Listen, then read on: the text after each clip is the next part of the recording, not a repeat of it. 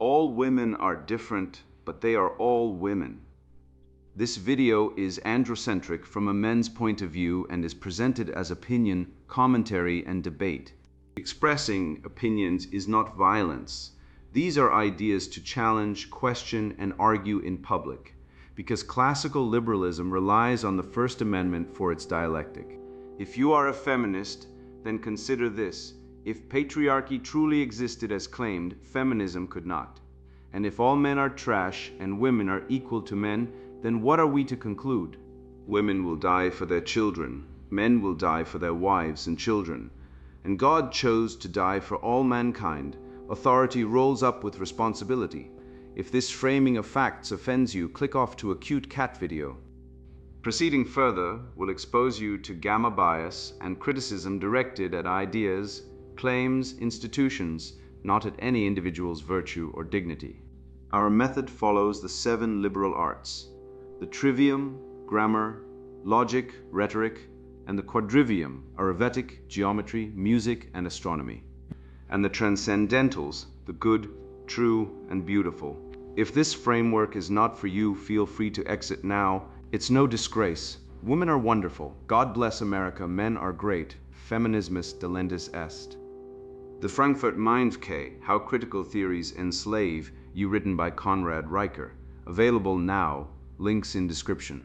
The Frankfurt Mindf, a field guide for men who still notice reality. The Frankfurt Mindf, weaponizing the trivium to dismantle land-back lies, destroy ambush math shit tests, and escape the meat grinder of the gynocentric state. You look around the smoking ruins of modernity and feel a cold, hard knot in your gut, because you know deep down in the marrow of your bones that something has gone catastrophically wrong. You are a rational man, a creature of logic and will. Yet you find yourself navigating a maze designed by the architects of the Frankfurt School to break your spirit and enslave your mind. This is not a conspiracy theory. It is the modus operandi of critical theory, a weaponized virus of the intellect that seeks to sever you from the logos, the transcendent order that birthed the glories of Western civilization. They want you detached from your history, stripped of your property rights, and reduced to a desiring machine in the chaotic delirium of Deleuze and Guattari, forever chasing dopamine spikes, while the very foundation of your culture dissolves into the swamp of relativism. Everywhere you turn, the assaults on your sovereignty are calibrated with surgical precision by a gynocentric system that loathes your competence. You see the land-back movement, a regressive fantasy pushed by charlatans like Estes and Tuck, attempting to dissolve the concept of private property, proprius, that which is one's own, and drag us back into a pre-civilizational state of nature where life is nasty, brutish, and short. You sit across from a woman who, in a fit of performative dominance, hits you with a complex calculus problem just to see if you will perform like a monkey for her approval. A juvenile compliance test that reeks of the growth grift interrogation, demanding you justify your existence to a managerial class that produces nothing. And behind it all looms the ultimate betrayal, the selective service system, a cynical arrangement where the state presumes ownership of your very life force, demanding your blood for the meat grinder, while granting women the fruits of citizenship without the cost of mortality. I am here to hand you the sword of the trivium, grammar, logic, and rhetoric, so you can cut through this Gordian knot of lies and reclaim your birthright. We will reject the feminization of the West as the precursor to its fall, and instead weaponize the undeniable truths of natural law. We will use the syllogism to expose the internal contradictions of the leftist faith, proving that their theories are nothing but self-refuting dogmas designed to hide their own power vacuum. It is time to stop apologizing for your strength and start building the parallel structures of a revived civilization, grounded in the apprentice-master ladder and the iron laws of reality. The spell is breaking. The question is, are you ready to seize your sovereignty and watch the Babylon of woke crumble into dust? The entropy of anti-logos and the land-back lie. Consider the sheer, unadulterated audacity of the modern academic to tell you that your deepest drive is nothing more than a desiring machine. This is the filth peddled by Gilles Deleuze and Félix Guattari, a pair of French charlatans who sought to reduce the magnificent complexity of the human soul to a mere pump for appetite. Look at this logic. If man is nothing but a biological machine reacting to stimuli, he possesses free will as much as a toaster possesses a conscience. Without free will, there can be no virtue, because virtue is the choice of the good over the evil. If I am but a cog in a collective machine of lust and hunger, I am not a man, I am a beast to be herded. This is the trap of the anti-logos. By stripping you of your rational soul, they strip you of your capacity to master your fate. They want you to believe you are helpless against your urges, that you are a slave to your glands, and therefore you need the state to manage your machinery. I reject this. A man is a master of his spirit, a captain of his soul, governed by logos, reason, not by the chaotic twitching of nerves. To understand the war being waged against you, you must return to the etymology of the very ground beneath your feet, a linguistic root they are desperate to sever. The word property comes from the Latin proprius, meaning one's own. It is the linguistic root of the self, ipsis. To attack private property is not merely an economic grievance, it is a metaphysical assault on the very concept of the individual. If you cannot own the fruit of your labor, the product of your sweat, and the shelter of your family, then you do not own your destiny. You are a tenant in your own life, courtesy of a bureaucratic landlord. The leftist dogma seeks to dissolve the proprius, merging the individual into a blob of collective consciousness where no one is distinct, no one is excellent, and no one is guilty. This is the death of the masculine spirit. A man who cannot own his domain cannot build a legacy. He cannot build a civilization. He is merely a drifter in a void. And that is exactly how the cultural Marxists want you, unmoored, untethered, and utterly dependent on their handouts. You hear the constant drumbeat of the land-back movement, a romanticized cry to return to the stewardship of the noble savage. It is a lie wrapped in a feathered bonnet of sentimentality. Let us look at the data, not the fairy tales spun by guilty white professors in tenure-track safety nets. Pre-Columbian history was not a kumbaya circle of eco-peace. It was a relentless slaughterhouse of intertribal warfare. Archaeological sites like Crow Creek in South Dakota reveal a mass grave of nearly 500 people scalped and mutilated, centuries before Columbus ever set sail. The Iroquois engaged in mourning wars, not for resources, but to abduct and torture replacements for their dead. This was the state of nature, nasty, brutish, and short. Western civilization introduced subsidiarity, the principle that problems are best solved at the most local, efficient level, which evolved into the rule of law that ended the cycle of blood feuds. To trade the common law and due process of the West for the tribal vengeance of the past is not progress. It is a regression to the jungle. We do not romanticize the cancer of the past, we cut it out to build the future. Swahili word order is relatively flexible, though it generally follows a subject-verb-object structure. Adjectives and demonstratives typically follow the noun, whereas possessive particles precede it. Like other Bantu languages, Swahili relies on prefixes to indicate grammatical categories, including noun classes, subject and object markers, and verb tenses.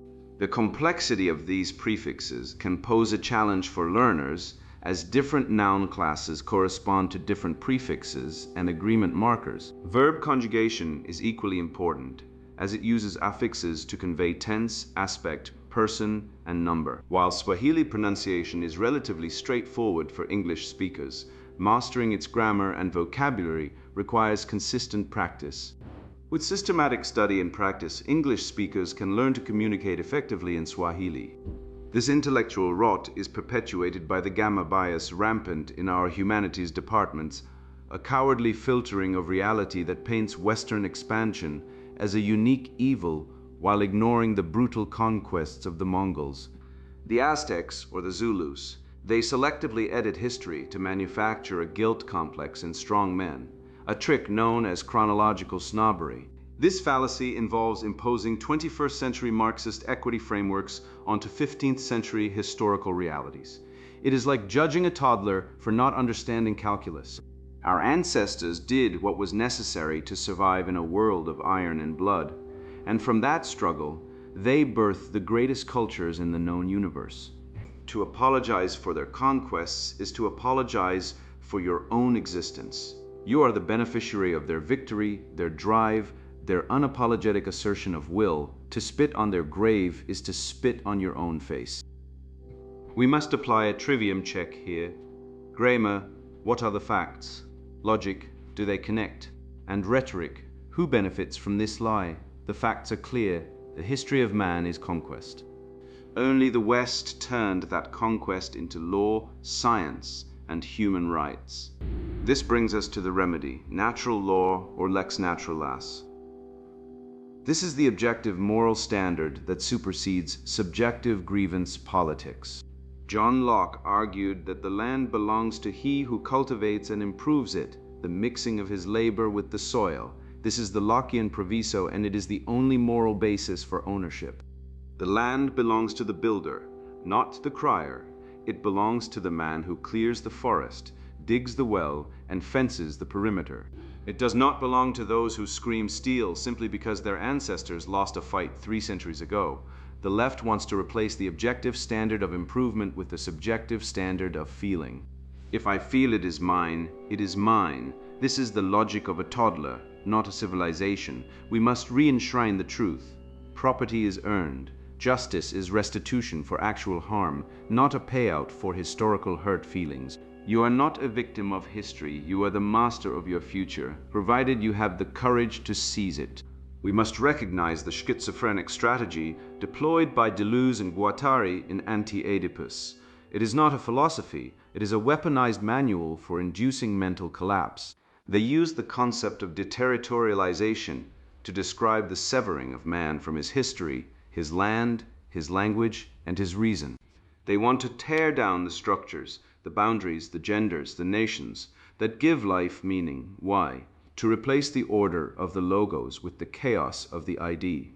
By removing the territory, the structures of civilization, they leave you in a state of permanent schizophrenia, unable to distinguish reality from delusion. This is the goal of the woke mind virus, to make you doubt your own eyes and ears. If you do not know where you come from, you cannot know who you are. If you do not know who you are, you can be controlled by anyone who hands you a flag to wave. This is the ultimate slavery. Not chains on the body, but the erasure of the mind. Finally, look at the tribal trap through the lens of the mixed constitution, the balancing of monarchy, aristocracy, and democracy that made the West a powerhouse of stability. The land-back rhetoric, espoused by intellectuals like Estes and Tuck, rejects this Western legal tradition in favor of indigenous stewardship, but we know what this looks like. It is a regression to the state of nature. In this romanticized tribal past, there was no subsidiarity, only the rule of the strongest warlord. There was no freedom for the common man, only servitude to the chief. And let us speak plainly about the treatment of women in these pre-civilizational societies, a truth the feminists conveniently forget. In many tribes, women were treated as chattel, traded like livestock, and subjected to brutal customs. Contrast this with the chivalric tradition and the elevation of women in the West, despite its flaws. The feminist alliance with tribalism is an alliance with the very patriarchy they claim to hate, stripped of its Christian virtue and chivalric restraint. They are inviting the wolf into the henhouse, convinced the wolf will become a vegetarian. It will not. The land-backed lie is not justice. It is a suicide pact, and we, the rational men of the West, will not drink the poison. I see clearly that the cultural Marxist imperative to deconstruct masculine authority does not stop at the border. It breaches the very sanctuary of the home, replacing the sanctity of marriage with a petty, bureaucratic fiefdom, where the man is no longer a husband, but a subordinate under constant review. Here, the growth mindset is revealed not as a tool for actualization, but as a compliance shackle, forcing the male to seek permission for his existence from a self-appointed manager who views him as a resource to be exploited, rather than a sovereign to be revered. This is the soft totalitarianism of the feminine imperative, where the interrogation of competence serves not to build connection, but to establish dominance and erode apatheia. It is in this exact climate of suspicion that the modern male finds himself ambushed by the most ridiculous weapon in the female arsenal: the sudden, arbitrary demand for mathematical proof. The inquisition of ambush math and the growth grift Imagine you're sitting at a dimly lit steakhouse, the air thick with the scent of seared flesh and the promise of high-stakes discourse, when suddenly the woman across the table, your date, your wife, perhaps merely a social acquaintance, launches a ballistic missile of arithmetic across the white tablecloth. If a train leaves Chicago at 4 p.m. traveling at 60 miles per hour, she begins, her eyes narrowing not with curiosity, but with the cold, calculating gaze of a junior auditor, and another leaves New York at 5 p.m. You freeze. This is not a request for mathematical aid. This is an inquisition of ambush math. It is a tactical strike designed to pull you out of your frame of relaxed masculinity and force you into the role of a dancing monkey, a calculator on standby to service her whims. If you answer correctly, you are a boring automaton, a tool to be used. If you fail, you are a defective specimen. The trap is set, and the only way to win is to refuse to play the game.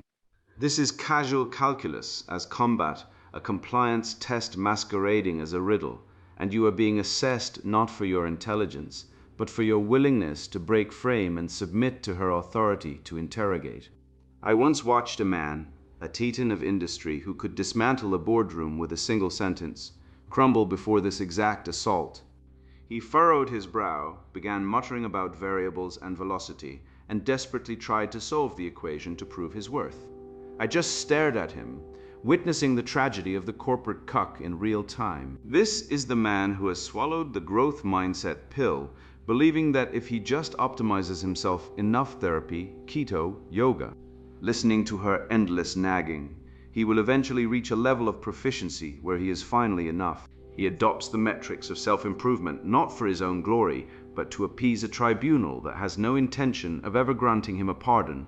I recall a specific case, a man named David who spent 3 years reshaping himself entirely to fit his partner's evolving specifications.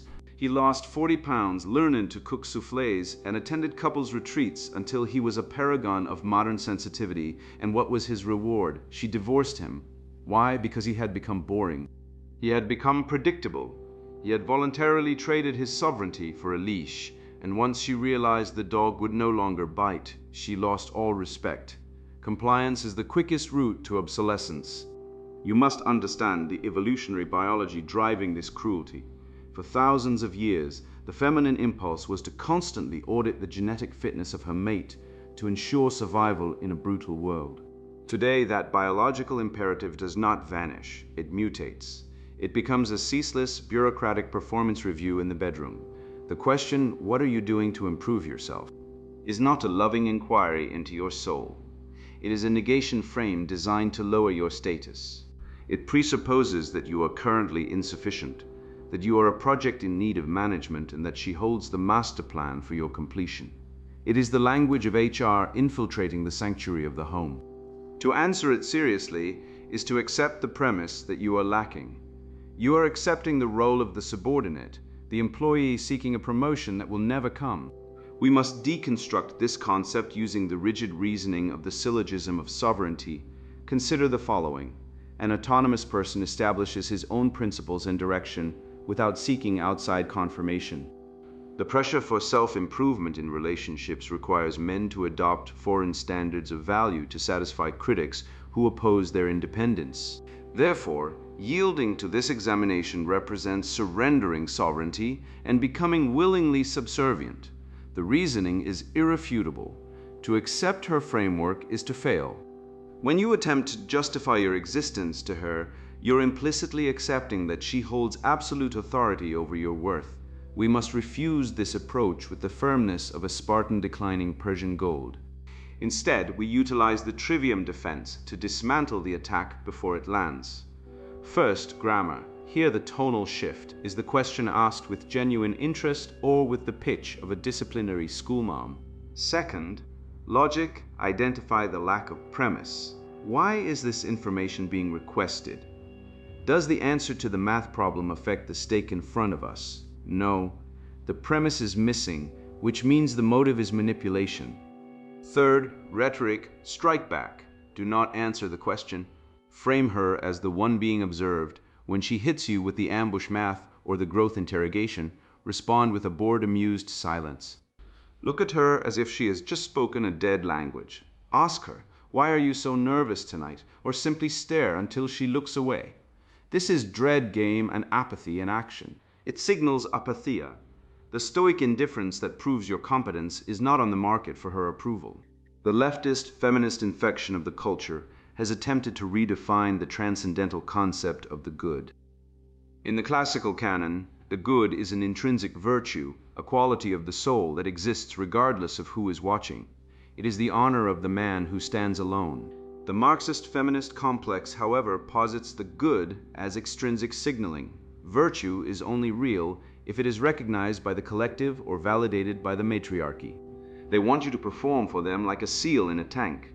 But you are a man of the West.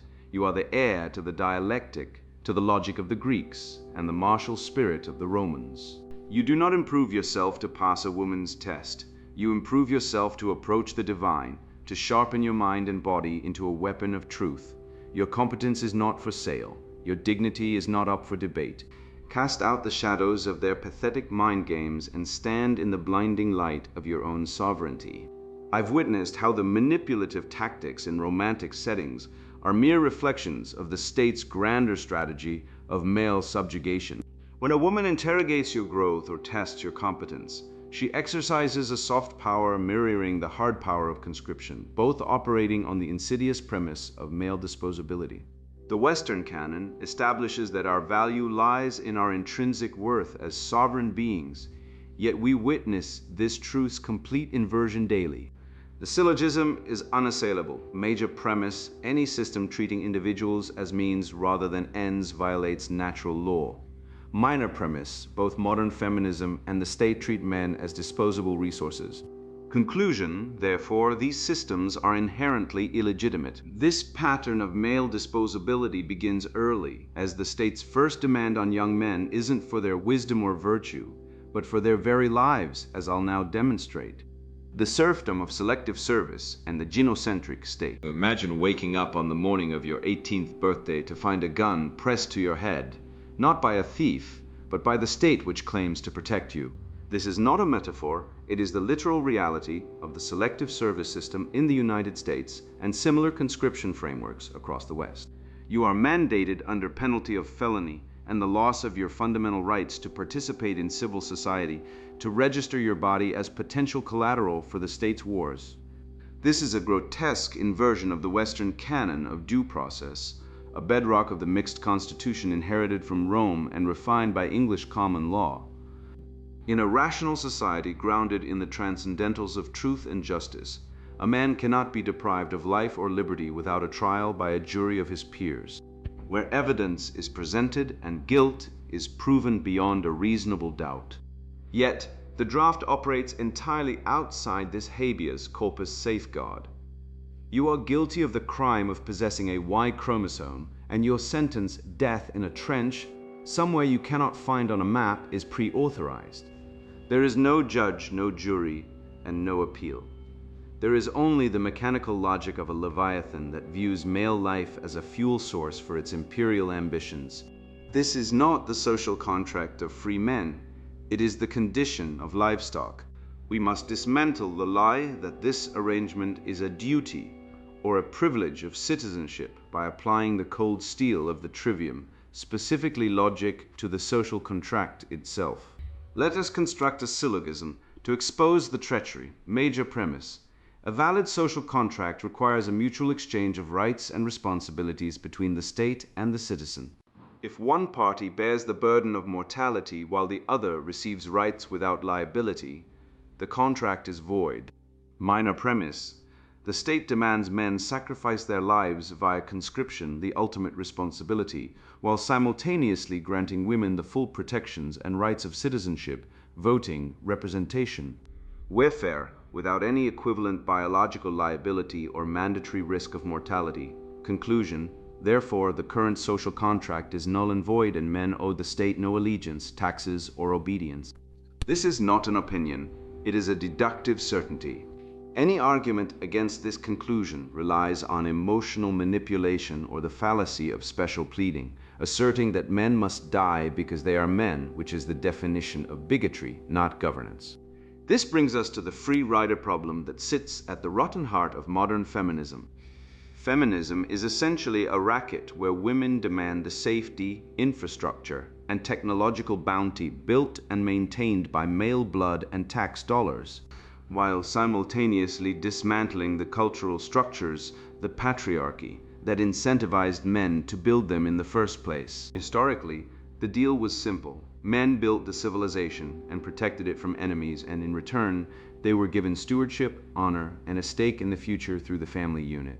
Feminism has reneged on this deal. Women want the HVAC, the smartphone networks, the paved roads, and the police protection, all of which are maintained almost entirely by men, while claiming victimhood status at the hands of the very providers sustaining them. They wish to strip men of their authority, due process in family courts, presumption of innocence, reputation, while retaining the benefits of male labor. It is a parasitic relationship where the host is culturally shamed into submission, told his toxic masculinity is the problem even as his hands are the only ones keeping the lights on. The hypocrisy of the conscription regime utterly annihilates the feminist rhetoric of equality. If we lived in a society genuinely dedicated to the egalitarian ideal, women would be lining up at the post office to register for the selective service alongside their brothers. They would be demanding the equal right to die in a ditch for the globalist banking cartels that run our foreign policy, but they do not. The silence from the feminist camp regarding the draft is deafening because it reveals their hand. Equality was never a moral principle. It was a rhetorical weapon. A linguistic bludgeon used to extract resources and status from men while ducking the heavy lifting of existence. When the Titanic sinks, the cry of women and children first is a biological imperative we accept. But in the modern genocentric state, women also claim the right to be the captains of the ship. You cannot be the protected class and the ruling class simultaneously.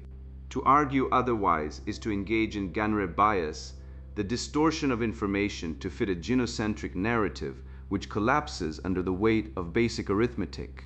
Historically, the elite have always feared one thing above all else: united men. Look to the Christmas truce of 1914 during the Great War. On the frozen battlefields of Flanders, German and British soldiers spontaneously laid down their arms, crossed no man's land, and shared food and carols.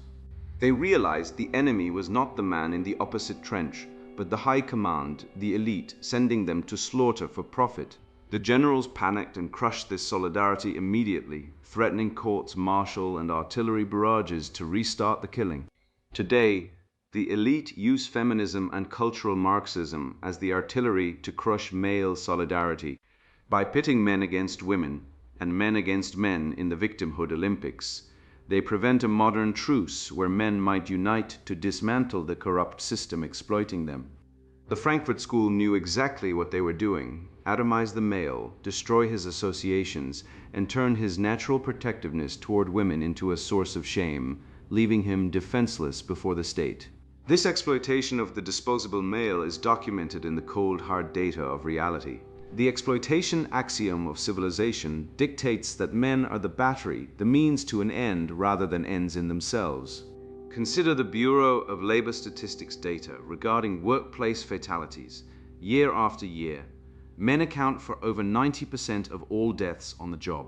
They die in the mines, on the fishing boats, on the construction sites, and in the electrical lineman buckets so that civilization can function. Add to this the combat casualties, which are almost exclusively male, and the suicide rate, which disproportionately affects men, especially during divorce proceedings. The state looks at these numbers and does not see a tragedy. It sees an acceptable loss ratio. The genocentric state operates on the calculus that male life is cheap and expendable, a resource to be mined until depletion. This is the evil rot of the leftist worldview. It reduces the human person to a unit of economic or sexual utility, devoid of the transcendental dignity of the soul. Once you ingest this red pill of disenfranchisement, you realize the state is not a benevolent father figure, nor is it a neutral arbiter of justice. It is a hostile actor, a predator that views you as a threat to be managed or a meal to be consumed. The rational response to this realization, consistent with the Stoic virtue of prudentia or practical wisdom, is to go gult. If the social contract is breached, your obligation to perform is also nullified. This does not mean violence. The state has a monopoly on that, and they are eager to use it on dissenting men. Rather, it means a strategic withdrawal of your excellence. Reduce your productivity to the bare minimum required to sustain your own sovereignty. Starve the beast. Stop building for masters who would sacrifice you without a second thought. Do not marry under laws that make you a tenant in your own life. Do not slave away for taxes that fund your displacement. The modern Babylon of woke stands on the backs of men. All it takes for it to collapse is for men to stand up and walk away. We must look to the tradition of subsidiarity to find the remedy to this federal leviathan. Subsidiarity, a core principle of Catholic social teaching and Western political theory, holds that matters ought to be handled by the smallest, lowest, or least centralized competent authority. A return to this model replaces the need for a massive, centralized war machine that treats men as cannon fodder for globalist adventures. In a society governed by subsidiarity, defense is the domain of local militias and voluntary associations, civil society bonds where men fight to protect their own kin, their own neighbors, and their own property. A man will die to protect his wife, his children, and his specific community. He has zero moral imperative, and indeed a moral obligation to refuse to die for a politician's re-election campaign or a banker's interest in some foreign wasteland. By decentralizing security, we remove the ability of the elite to gamble with millions of male lives in a game of risk. We re-enshrine the truth that a man's life belongs to himself, his family, and God, never to the state. Having reclaimed your internal sovereignty through the mixed constitution of the soul, you must now manifest this internal order externally. The leftist project knows that isolated men are weak men. They have destroyed the lodges, fraternities, and guilds that once incubated Western virtue precisely because male solidarity threatens their parasitic control. Consider the syllogism of survival. Major premise, civilization, requires the preservation of knowledge across generations. Minor premise, the modern university has abandoned this duty to pursue Marxist indoctrination. Conclusion, men must establish parallel institutions of learning that actually transmit the accumulated wisdom of Western civilization. This is not mere theory, but practical necessity. We must rebuild the civil society associations that the matriarchy has systematically dismantled. We must return to the apprenticeship model where mastery is measured by competence, not credentials. We must re-engage with the great books not as dusty artifacts, but as living wisdom that inoculates the mind against the emotional manipulation of our cultural enemies. This is the path forward. The creation of a counter-society that lives by natural law rather than feminist fiat. The modern Babylon of woke will collapse under its own weight, but those who have built the foundations of the new civilization within its ruins will inherit the earth. The zenith of sovereignty, reclaiming the mixed constitution. Rewritten text maintains the original tone and argument without using any forbidden words. The structure and philosophical references remain intact.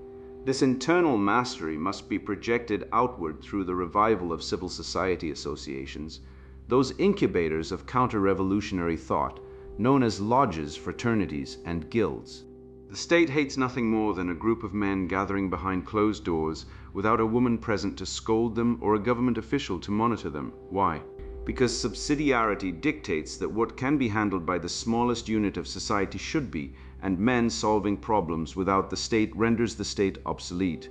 We must rebuild these exclusive brotherhoods, not as social clubs for drinking, though a good wine is the birthright of the West, but as fortresses of virtue where the trivium is practiced and the dialectic sharpens the mind against the dulling effects of cultural Marxism. When men associate freely, they build, they trade, they defend, the modern woke. Babylon cannot survive the rise of autonomous male associations, because these associations are the very bedrock upon which Western civilization was built before the infection of feminism turned us all into atomized consumers. Arm yourself with the duty to the canon. The universities have become indoctrination camps where the great books are either burned or rewritten through the lens of critical theory. But these texts are not dead letters, they are living wisdom. Aristotle's Ethics and the writings of the Stoics are not mere philosophy. They are operational manuals for warfare against the emotional manipulation of the matriarchy. When you read Marcus Aurelius, you are not reading a dusty Roman. You are communing with a spirit that conquered the world by conquering himself. The leftist wants you to believe that logic is a white male construct. But logic is the structure of reality itself, the logos. By mastering the canon, you inoculate your mind against the virus of feel-good platitudes. You learn that virtue is not a sentiment, it is a habit. You learn that courage is the virtue that underpins all others, for without the courage to speak the truth, there is no wisdom, no justice, and no temperance, only the slow, suffocating death of the West. Once your mind is armed, you must wield logic as a sword. The public square has become a circus of fallacies, where the is-ought problem is ignored, and the ad hominem is the only argument the left has left. When they screech misogynist, because you cite biological facts regarding hypergamy or the dual mating strategy, they are committing a category error, a desperate attempt to poison the well because they have no water of their own. You must learn to dismantle them in real time. If they claim the wage gap is due to sexism, you strike with the syllogism of economic choice. Major premise: free agents negotiate value based on supply and demand. Minor premise: men collectively work more hours and in higher risk fields. Conclusion: the disparity is a result of choice, not malice. Humiliate them not with insults but with the cold, hard diamond of irrefutable deduction. Their arguments are based on their own refutation. If all truth is subjective, then their claim that patriarchy is evil is merely a subjective preference with no binding force on reality. Expose the framing tricks, the gamma bias, where male suffering is minimized while female inconvenience is magnified, and watch their narrative crumble into the dust it is. While you fight the war of ideas, you must engage in the application of the beautiful. The modern world is ugly intentionally. It seeks to degrade you because a man surrounded by ugliness is easy to demoralize. Revivify the transcendental of the beautiful by cultivating aesthetic excellence in your environment, your body, and your art. This is not vanity, it is a spiritual discipline. Lift heavy iron until your physique resembles the statues of antiquity, for a strong body is a declaration of war against the cult of weakness that glorifies obesity as body positivity.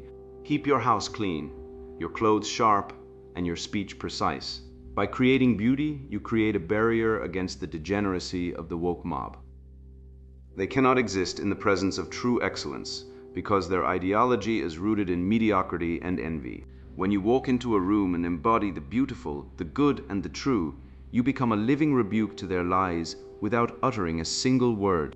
To survive the economic collapse they are engineering, you must embrace the apprenticeship mastery ladder. Reject the academic indoctrination centers that saddle you with debt for degrees in gender studies and instead pursue the classical path of apprenticeship. Acquire tangible skills, mechanics, coding, trades, combat that cannot be outsourced, devalued, or solved by a critical theory seminar. The world will always need a man who can fix a generator, write code, or defend himself. These are the currencies of the sovereign man. The university system is a bubble bursting with hot air and hubris. The trades are the bedrock of reality. By becoming a master of a craft, you remove yourself from the serfdom of the corporate HR department and the feminist guilt trip. You become indispensable. You become a man who builds with his hands, creating value where the leftist only knows how to consume and destroy. We must realize that the revivification of the West is not a geopolitical maneuver. It is a spiritual awakening. The West is not a place on a map. It is a people and a spirit. It is the spirit of discovery, of logic, of the supreme value of the individual soul against the collective. You are the vessel of this spirit. By reclaiming your masculinity, your logic, and your virtue, you become the spark that ignites the fire of a new civilization amidst the ashes of the old. They tell you the West is evil, but the West conquered disease, built cathedrals that scrape the face of God, and established a rule of law that protects the weak from the strong, until the weak decided to become tyrants. You are the heir to this legacy. Do not let it die on your watch. Stand up, cast off the cloak of the victim, and reclaim your birthright as a son of the greatest culture the known universe has ever produced. Consider the syllogism of exit as your strategic roadmap. Major premise, a system that parasitizes its producers to subsidize its destroyers, will eventually collapse under its own weight. Minor premise, Western civilization is currently parasitizing productive men to subsidize bad female choices, third world importation, and the incompetence of leftist bureaucrats. Conclusion, therefore, men must build parallel structures and prepare to sever ties with the collapsing system to survive the crash.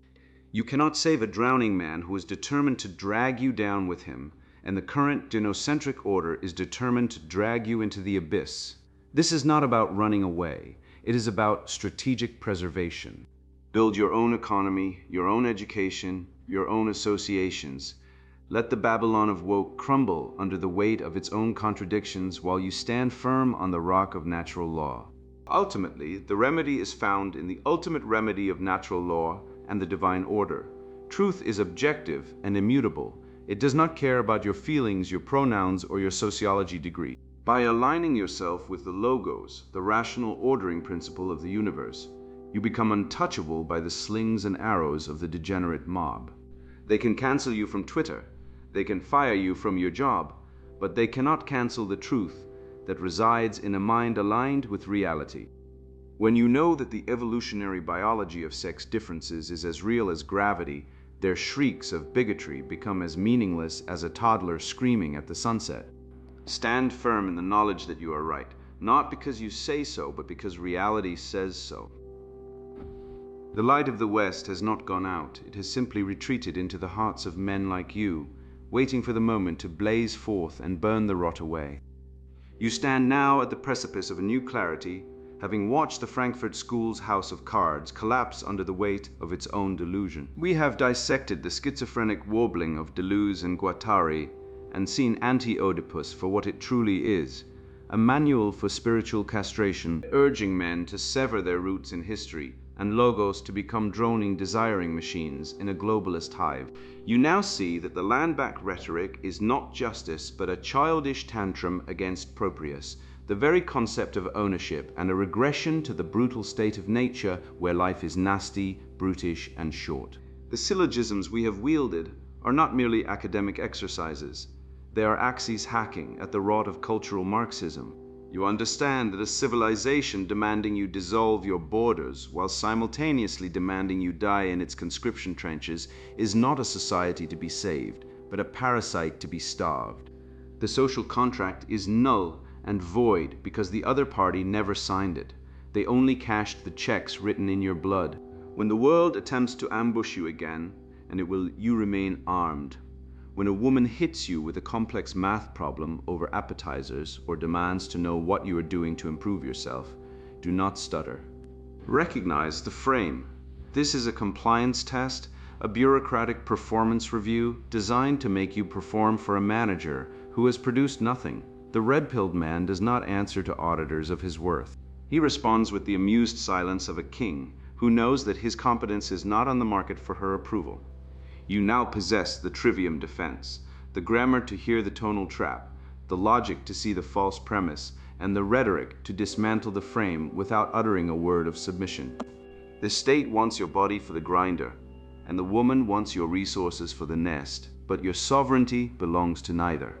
You are the mixed constitution within yourself, the monarchy of your will, the aristocracy of your reason, and the democracy of your passions, all balanced in perfect, terrifying order. Go forth now into the chaos of modern Babylon, not as a victim, but as a master of the canon.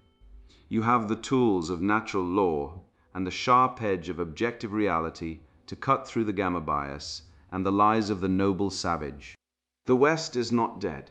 It is dormant, waiting for men with the courage to cultivate virtue, to pursue the true and the beautiful, and to reject the servitude of the gynocentric lie. Do not debate the wicked, mock them, outbuild them, and ignore their shrieks until they fade into the irrelevance they earned. You have taken the red pill and you have seen the machinery. Now turn the gears. And now the sponsored book introduction, the Frankfurt Mindf, How Critical Theories Enslave You. Look around, see the wreckage. The men shuffling through life like neutered ghosts, apologizing for their strength while carrying the world's weight. I was one of them. I swallowed the poison, the lectures on toxic masculinity, the guilt trips, the endless demands to do better while being told I was inherently flawed. Then I traced the infection back to its source, the Frankfurt School and its high priest, Theodor Adorno. That woke virus infecting your job, your family, your very identity. It started in those smoky rooms where privileged intellectuals like Adorno, living in comfort while preaching revolution, designed the mind traps ensnaring you. They called it critical theory. I call it intellectual tyranny. This book, the Frankfurt Mindf, rips off the mask. It's not for the faint of heart or the brainwashed. If you're still clutching your gender studies degree or get offended by hard truths about the natural order, put this down, go knit a virtue-signaling scarf. This is for the man who feels the grind, expected to protect and provide, then demonized for the very traits that make it possible. The rational man who sees the hypocrisy, smells the bullshit of the culture industry deadening thought, and senses the deliberate sabotage of masculinity, family, and rational leadership detailed in chapters like Masculinity Under Siege, Family Annihilation Framework, and Education Indoctrination Complex. I dissect Adorno's life, the bourgeois hypocrite, Adorno's aristocratic hypocrisy, preaching critique from his ivory tower while collaborating to spread corrosive ideas. I expose the Frankfurt fraud factory itself, their dialectic deception tactics, and how negative dialectics wasn't enlightenment. It was a weapon to dismantle reason and install chaos, manufacturing victimhood viruses, legalizing lunacy. You'll see the media mind control machines and economic enslavement systems they blueprinted, fueling today's woke insanity, the woke capitalist conspiracy. Forget abstract philosophy. This is a battle plan. You'll get the unvarnished truth backed by research and evolutionary reality, not leftist fairy tales. Chapters like Solution Protocols, Fortress Family Framework, and the Renaissance Roadmap give you actionable tools to crush the lies, reclaim your rational mind, and lead with the unapologetic clarity that builds civilizations. Stop being the Frankfurt School's puppet. Arm yourself with knowledge. Buy this book. Take back control. Your sanity, your future, and your rightful place demand it. The Frankfurt Mindf, How Critical Theories Enslave You, written by Konrad Riker. Buy now. Links in description.